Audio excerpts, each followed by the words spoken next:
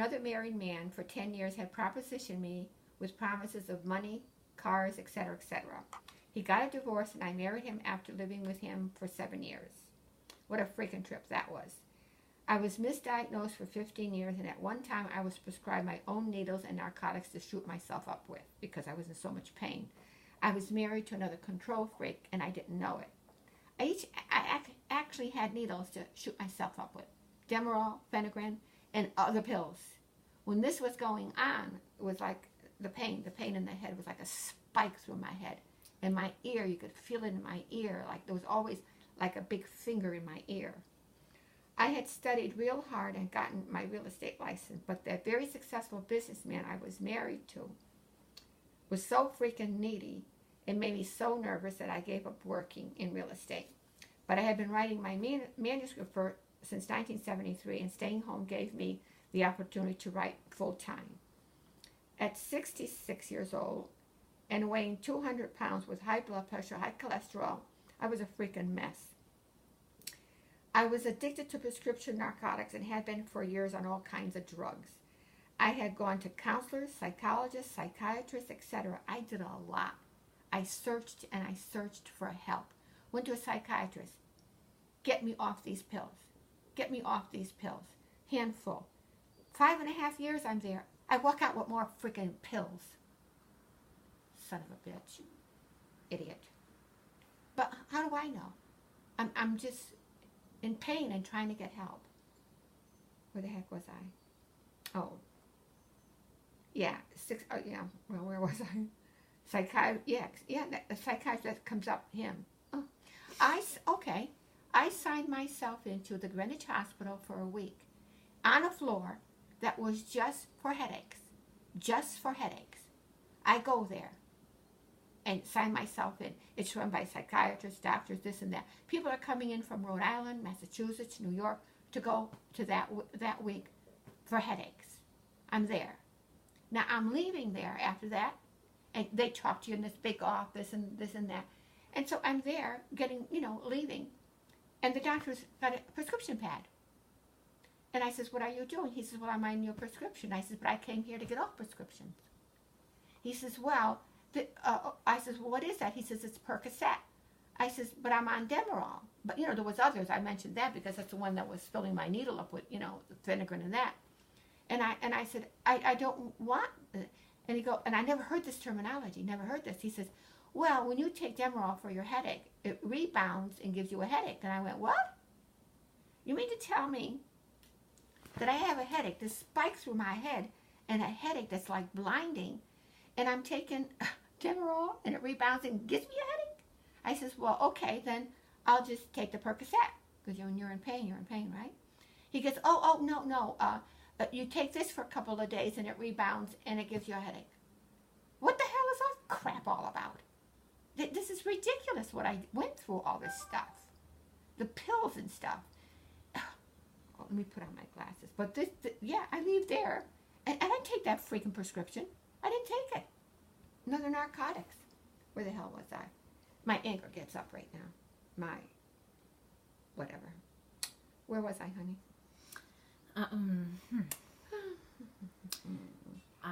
Weighing 200 pounds. Psychiatrist.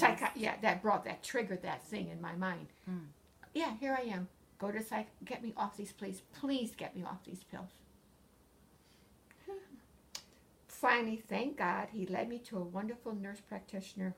With her help, I demanded that my doctor 15 years sign me into the hospital and get me off narcotics.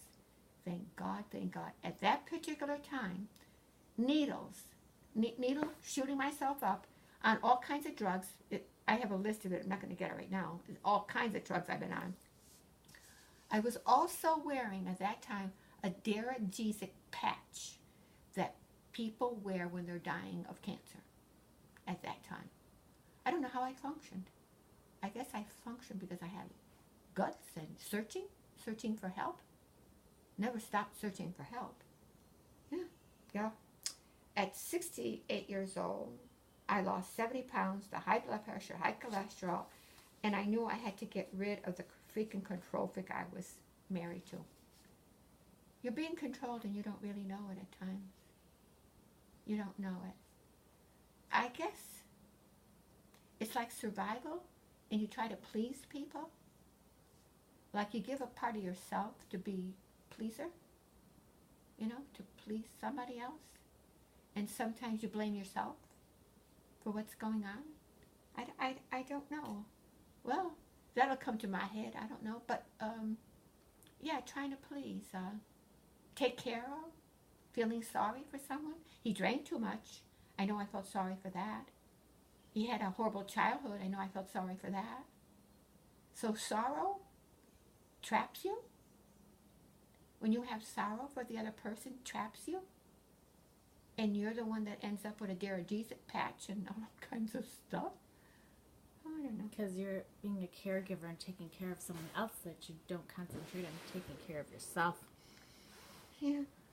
Well, high blood pressure, high cholesterol, I had to get rid of the freaking control freak I was married to, with my facing major surgery, no job, no money, no skills. I did it.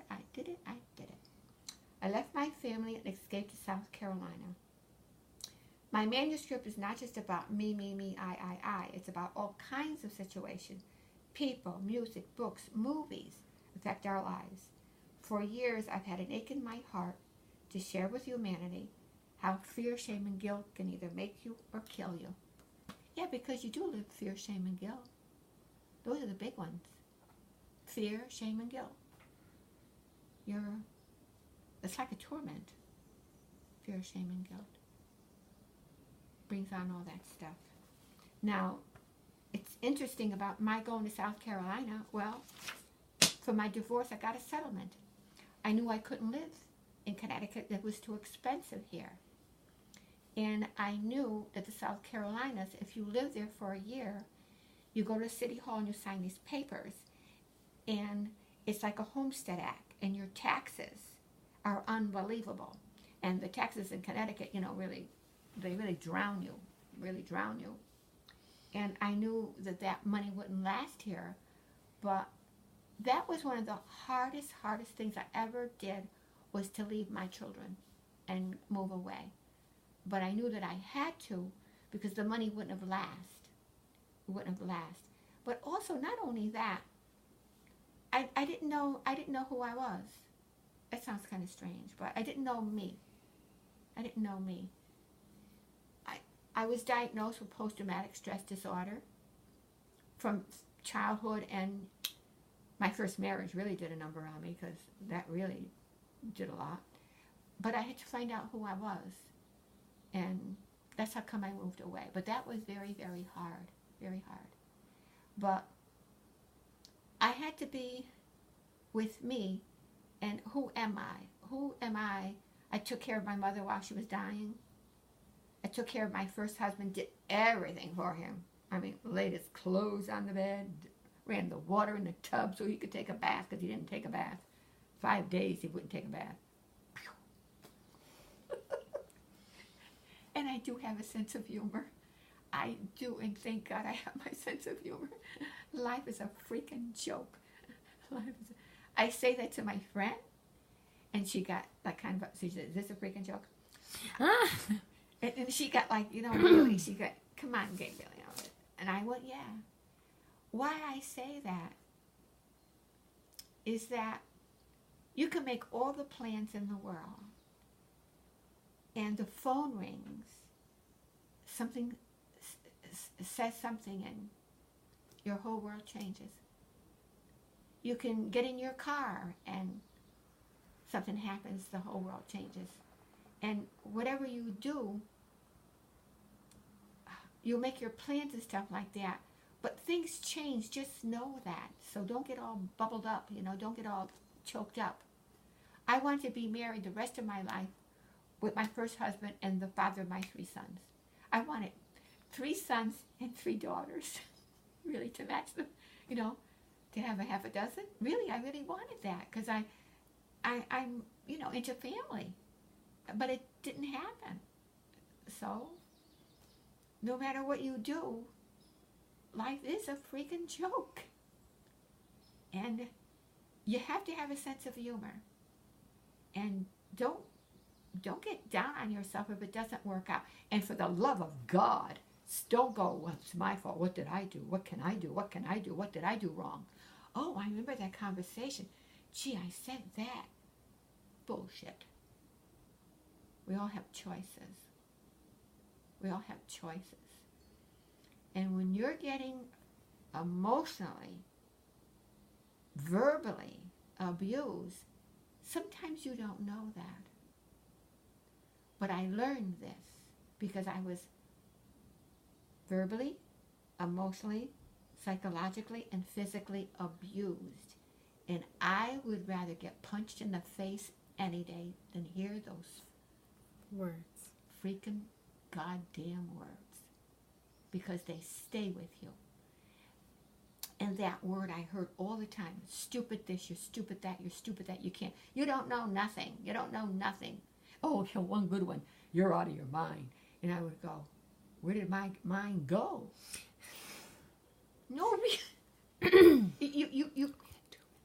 you question you.